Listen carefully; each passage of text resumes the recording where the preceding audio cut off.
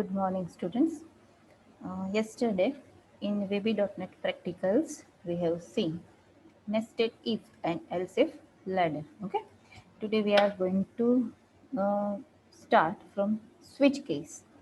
C લેંગ્વેજમાં તમે લોકોએ સ્વિચ કેસનો યુઝ કરેલો છે, બરાબર છે? સીમાં અને C++માં શું યુઝ છે સ્વિચ કેસનો? કોઈ કહી શકે મને? What is the use of switch case? ક્યારે આપણે એનો યુઝ કરીએ જનરલી?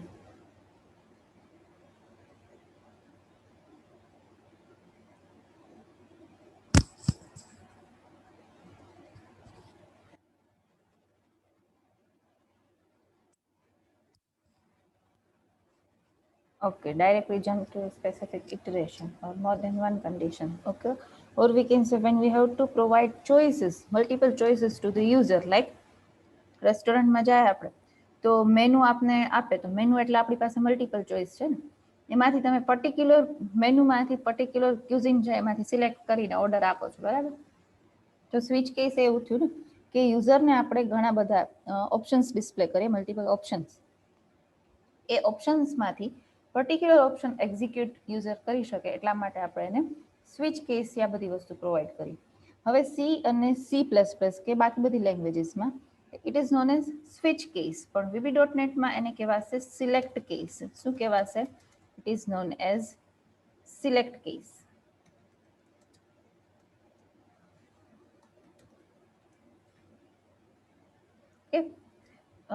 હવે આપણે એવો પ્રોગ્રામ કરવો છે કે સપોઝ બે વેલ્યુ એન્ટર કરી, પછી યુઝરની જે ચોઈસ હોય એડિશન સબટ્રેક્શન એ 1 2 3 4 ચોઈસ નાખે એ પ્રમાણે ઓપરેશન પરફોર્મ થાય, બરાબર? આપણે એવું કરવું છે કે ભાઈ યુઝર જો 1 ચોઈસ એન્ટર કરે તો એડિશન થવું જોઈએ, 2 કરે તો સબટ્રેક્શન થવું જોઈએ, 3 કરે તો મલ્ટિપ્લિકેશન થવું જોઈએ, બરાબર?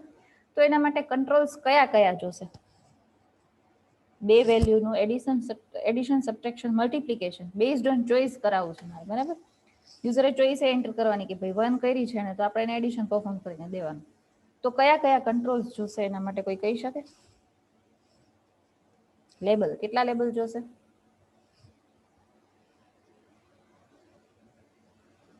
Okay, 4 labels. પછી ટેક્સ્ટ બોક્સ કેટલા જોશે? Yes, right, 4. કેમ કે 4 labels, 2 label two text box four values, પછી એક લેબલ અને ટેક્સ્ટ બોક્સ ચોઈસ એન્ટર કરાવવા માટેનું, અને એક લેબલ અને ટેક્સ્ટ બોક્સ આન્સર માટેનું. અને હજી એક કયો કંટ્રોલ જોશે? હજી એક કયો કંટ્રોલ જોશે? Button, right. ચાલો first let's design the form.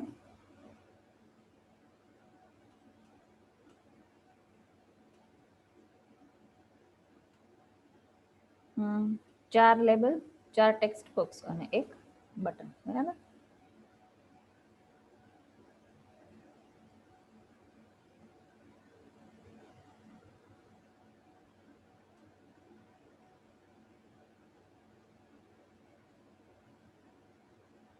ચલો હવે કંટ્રોલ્સને અરેન્જ કરી દઈએ આપણે.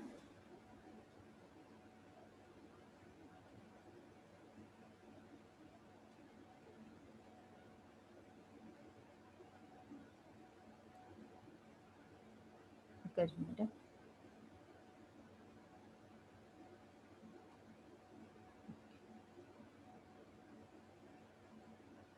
This is text box 4, this is 3. મેં તમને ગઈકાલે કીધું હતું, અને each and every time lab હોય ત્યારે કહું છું કે કંટ્રોલનો ઓર્ડર ખાસ કરીને મેન્ટેન કરવાનો છે, બરાબર? સાવન સરે તમને એના માટે આઈડી આપવાની એક સિસ્ટમ એ સમજાવી છે કે પર્ટિક્યુલર કંટ્રોલનો પર્ટિક્યુલર આઈડી આપી દો એટલે કોડિંગમાં એનો જ યુઝ કરવાનો થાય, બરાબર? કોઈ બી સિસ્ટમથી તમે પણ જોવાનું શું છે કે કંટ્રોલનો ઓર્ડર છે એ આડાવડો ન થાય. કોડિંગમાં અને ડિઝાઇનિંગમાં આ બધી વસ્તુ મેન્ટેન થતી હોવી જોઈએ પ્રોપર વેમાં. ચાલો હવે ટેક્સ્ટ પ્રોપર્ટીઝ સેટ કરીએ આપણે બધાની. First is A, second is B,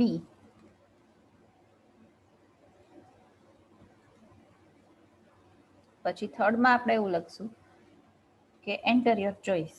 1 2 3 4 કાંઈ પણ એન્ટર કરાવવાનું છે એટલે, બરાબર? Enter your choice. અને ફોર્થમાં answer, depending on the choice. User જે ચોઈસ એન્ટર કરે એના માટેનો આન્સર. ઓકે.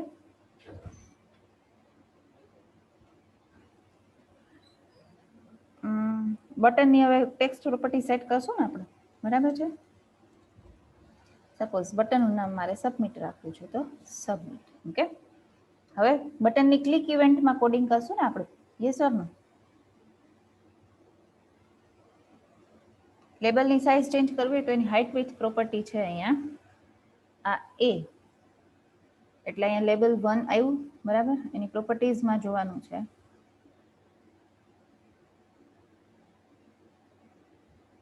એક જ મિનિટ. સી અહીંયા ડાયરેક્ટ સાઇઝ આપી છે, વિથ અને હાઇટ એમાં ચેન્જ કરી શકીએ, બરાબર. આપણે clear myth? Yes or no? Okay. ચલો હવે બટનની ક્લિક ઇવેન્ટ વેરિયેબલથી જ પ્રોગ્રામ કરશું આપણે. કેટલા વેરિયેબલ લેશું? કેટલા વેરિયેબલની રિક્વાયરમેન્ટ હશે આપણે અહીંયા? એક વેલ્યુ, બીજું વેલ્યુ અને ત્રીજું ચોઈસ માટે, બરાબર ને? ચોથા વેરિયેબલની જરૂર પડશે આન્સર માટે, હા કે ના? નહીં પડે, કેમ કે ડાયરેક્ટ ટેક્સ્ટ બોક્સમાં આપણે આન્સર ડિસ્પ્લે કરાવી શકીએ. ઓકે. ચલો let's begin with variable declaration. Variable ડિક્લેરેશનમાં સ્ટાર્ટિંગ કયો કીવર્ડ લખવો પડે? Yes, dim. Dim A B અને ચોઈસ માટે હું ch લઉં છું, બરાબર છે. ch as integer.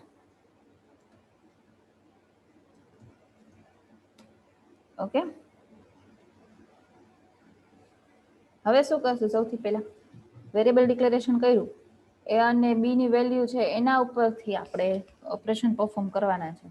તો ટેક્સ્ટ બોક્સની વેલ્યુ સૌથી પહેલા શું કરશું આપણે એમાં? બોલો. વેરિયેબલ ડિક્લેરેશન પછી હવે શું કરશું?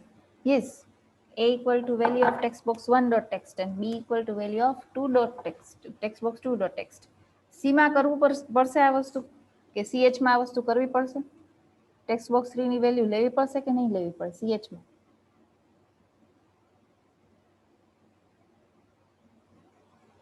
લેવી જ પડશે ને. રન ટાઈમે આપણે અહીંયા એ બી અને ચોઈસ એન્ટર કરાવીએ છીએ, તો ચોઈસ વેરિયેબલમાં વેલ્યુ ક્યાંથી આવશે? ટેક્સ્ટ બોક્સ 3 માંથી આવશે, બરાબર ને? ચલો, a equal to value of text box 1 dot text. Okay. એવી રીતે b equal to value of text box 2 dot text અને ch equal to value of text box 3 dot text. Okay. ચાલો હવે આપણે શું કરશું? તો કે સિલેક્ટ કેસ યુઝ કરશું.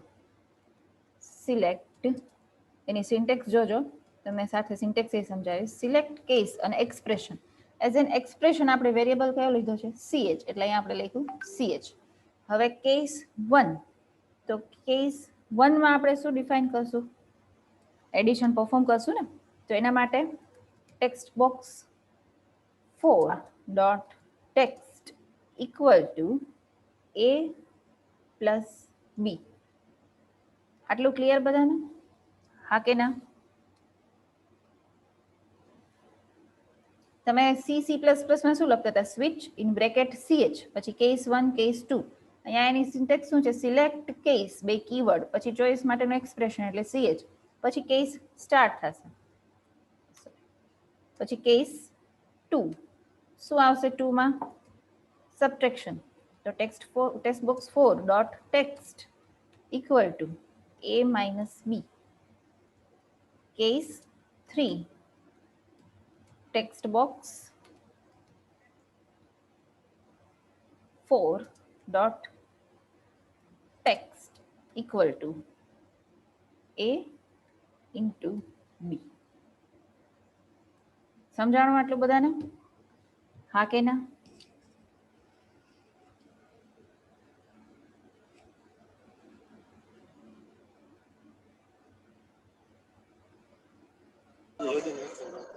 માઇક ઓફ કરજો તમારું.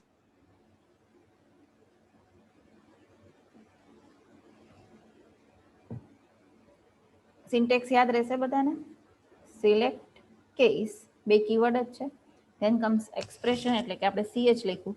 સીએચ છે ઇન્ટીજર જો એવું જરૂરી નથી, તમે એને એઝ અ સ્ટ્રિંગ લઈ શકો. જો સ્ટ્રિંગ તમે અહીંયા પાસ કરતા હોય તો આ કેસ 1 માં જે તમે લખો ને તમારે ડબલ કોટ્સમાં લખવું પડે.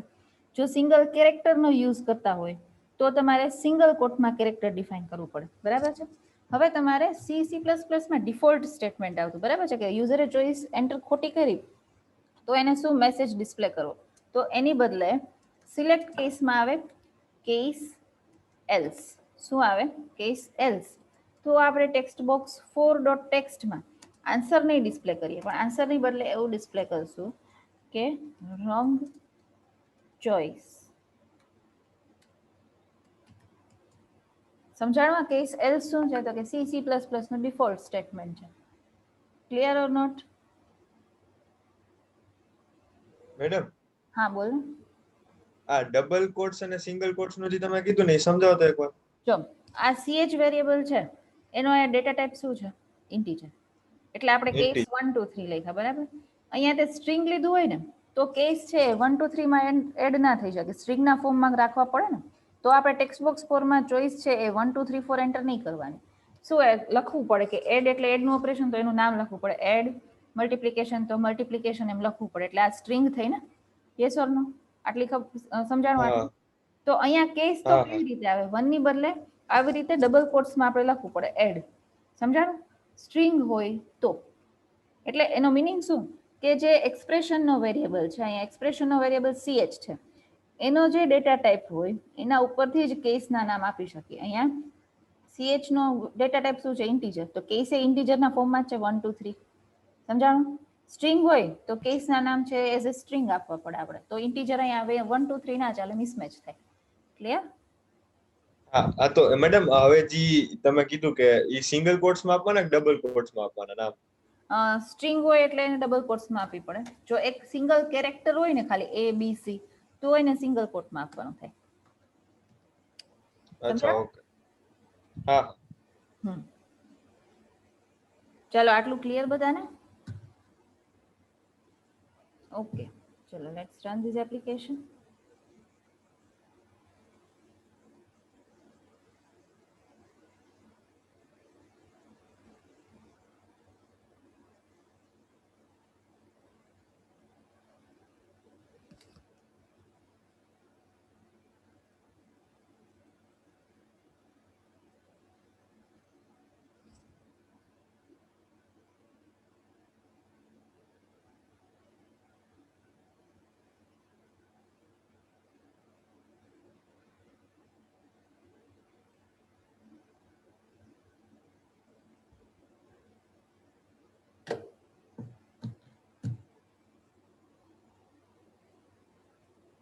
Weight a minute students, output generate થાય એટલે તમને લોકોને બતાવું, બરાબર?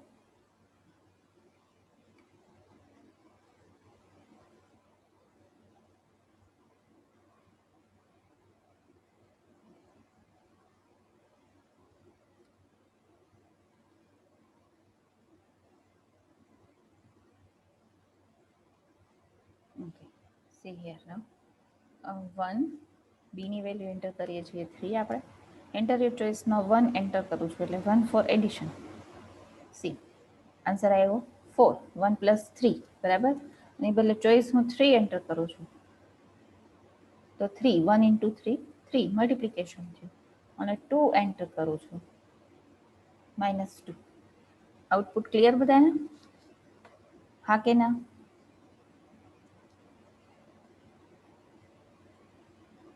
Okay, very good. ચલો હવે આ સેમ પ્રોગ્રામ છે ને એ હું તમને ચોઈસ વેરિયેબલ જે ઇન્ટીજર લીધો છે ને એના બદલે સ્ટ્રિંગ ટાઈપનો કે કેરેક્ટર ટાઈપનો લઈને સમજાવો, બરાબર? એટલે તમને વધારે આઈડિયા ક્લિયર થાય. તમે જનરલી C++માં એવું જ કરતા હતા કે ch છે એને તમે એઝ એ કેરેક્ટર કે સ્ટ્રિંગ યુઝ કરતા હતા, બરાબર છે? તો અહીંયા આપણે કેવી રીતે કરવું એ જોઈ લઈએ. પણ એના માટે શું કરવું પડે ખબર છે? યુઝરને આપણે મેનુ પ્રોવાઈડ કરવું પડે. મેનુ શું કામ પ્રોવાઈડ કરવું પડે? કે આપણે અહીંયા ચોઈસ એડ સબ એવી લખી છે અને યુઝર આખું એમ લખે એડિશન, તો એ ઓપરેશન છે પરફોર્મ નહીં થાય, બરાબર છે. એટલે અહીંયા ડિઝાઇનિંગમાં સૌથી પહેલા આ જે ટેક્સ્ટ બોક્સ છે ને એના પછી એક લેબલની અંદર આપણે ચોઇસીસ પ્રોવાઈડ કરવી પડશે ડિફરન્ટ, અને એમાંથી પછી યુઝરે એક ચોઈસ છે લખવાની રહેશે, બરાબર. હવે આ લેબલ છે એને અહીંયા આપણે એડ કરીએ છીએ. લેબલની ટેક્સ્ટ અલગ અલગ લેબલ લેવા પડશે ને.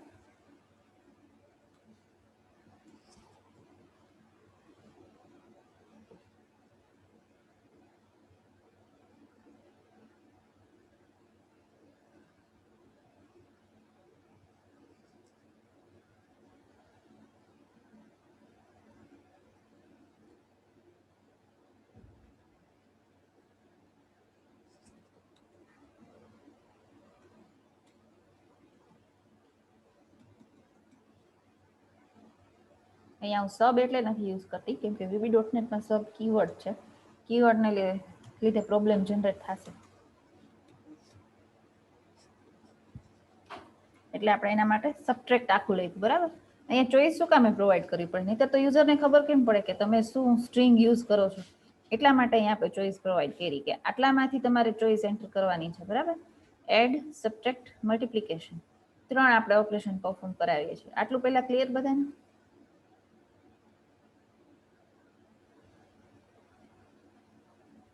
હા કે ના? ઓકે, હવે એને પ્રોપર વેમાં આપણે અહીંયા મૂકી દઈએ, બરાબર છે. આન્સર વિલ બી હિયર, અહીંયા નીચે,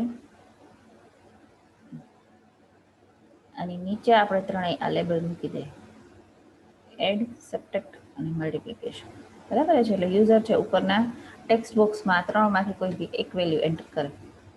just a minute.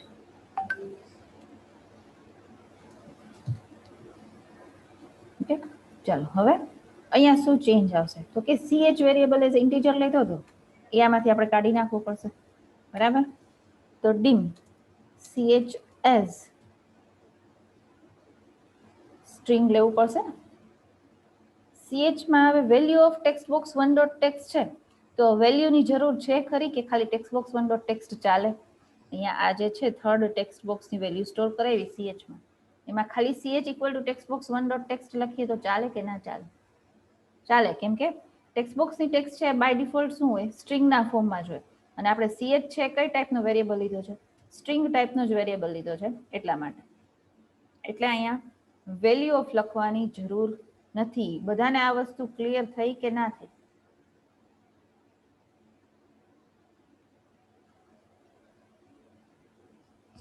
Okay,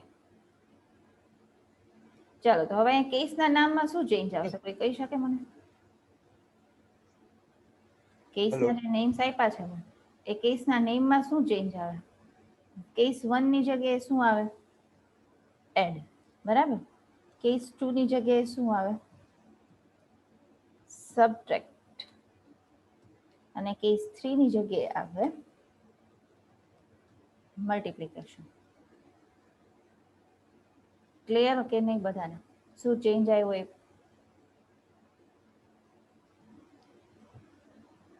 okay, ચાલો let's run this application again.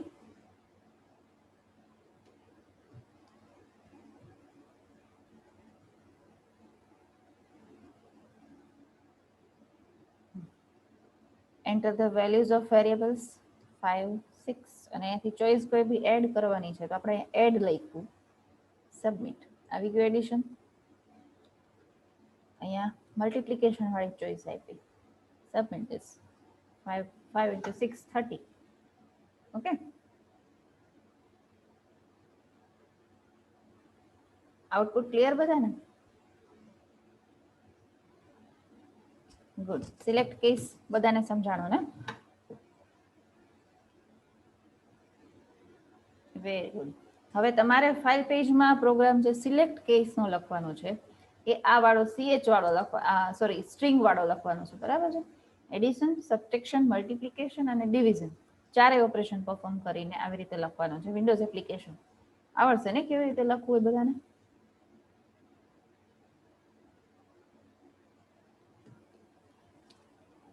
Okay, good. Conditional statement કયા કયા હોય, કોઈને આઈડિયા છે? જનરલી કોઈ બી લેંગ્વેજમાં કન્ડિશનલ સ્ટેટમેન્ટ અને લૂપિંગ સ્ટેટમેન્ટ હોય. તમારી VB.NET માં કન્ડિશનલ સ્ટેટમેન્ટ કેટલા આવ્યા છે, કઈ આઈડિયા ખરો કોઈને? First is if else. Okay, પછી ઇફ એલ્સ પછી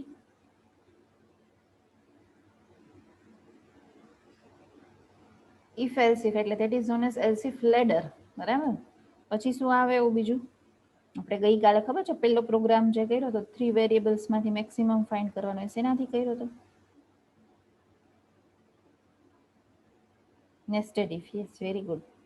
પછી કન્ડિશનલ સ્ટેટમેન્ટ બીજું કયું આવે હવે?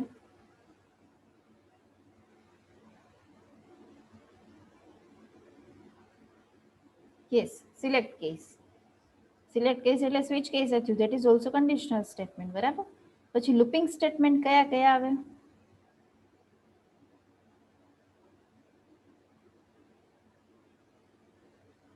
while, do while, for each.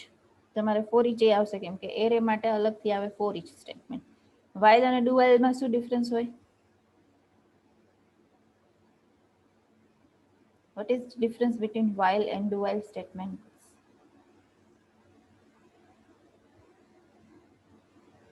તમે while થી પ્રોગ્રામ કરો કે do while થી કરો, બેમાં આઉટપુટ તો સેમ જ આવે, તો શું ફેર પડે? Yes, do while is exit control, તો while છે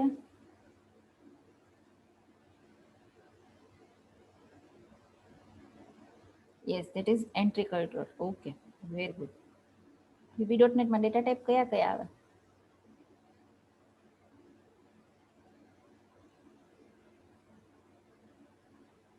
ઇન્ટીજર, ડબલ, પછી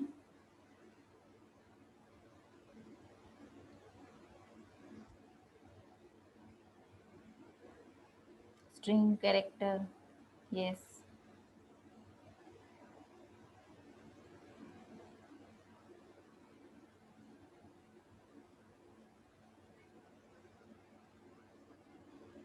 ઓકે, વેરી ગુડ. ચાલો, તો આપણે અહીંયા આજનું સેશન એન્ડ કરીએ, બરાબર. Yes, date data type to store the date. પછી ઓબ્જેક્ટ આવે કે ઓબ્જેક્ટ ડેટા ટાઈપ? હા કે ના?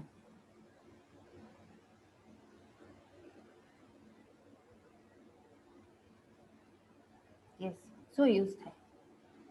ઓબ્જેક્ટ ડેટા ટાઈપનો શું યુઝ થાય?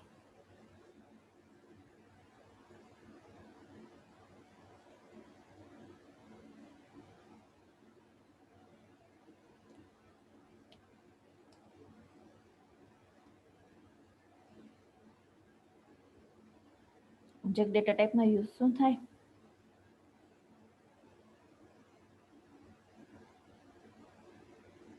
બોલો.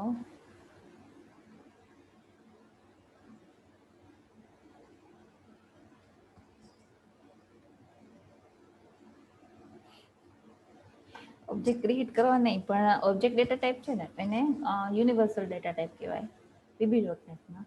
ઓબ્જેક્ટ ડેટા ટાઈપનો તમે કોઈ બી એક વેરિયેબલ લીધો હોય ને, તો એમાં તમે કોઈ બી ટાઈપની વેલ્યુ સ્ટોર કરી શકો, ઇન્ટીજર કરી શકો, સ્ટ્રિંગ કરી શકો, ડબલ કરી શકો. ક્યારે યુઝ થાય? કે જ્યારે પર્ટિક્યુલર વેલ્યુનો ડેટા ટાઈપ શું હશે એ તમને આઈડિયા ના હોય ને, ત્યારે ઓબ્જેક્ટનો યુઝ થઈ શકે જનરલાઇઝ ડેટા ટાઈપ તરીકે. ઓબ્જેક્ટમાં કોઈ બી ટાઈપનો ડેટા સ્ટોર થઈ શકે. હવે ક્લિયર? હા કે ના? Okay, very good. એક પ્રેક્ટિકલ કરી જોજો ઓબ્જેક્ટ ડેટા ટાઈપ લઈને, બરાબર. ઓકે, સારું, ચાલો. Let's and hour session over here. Thank you students.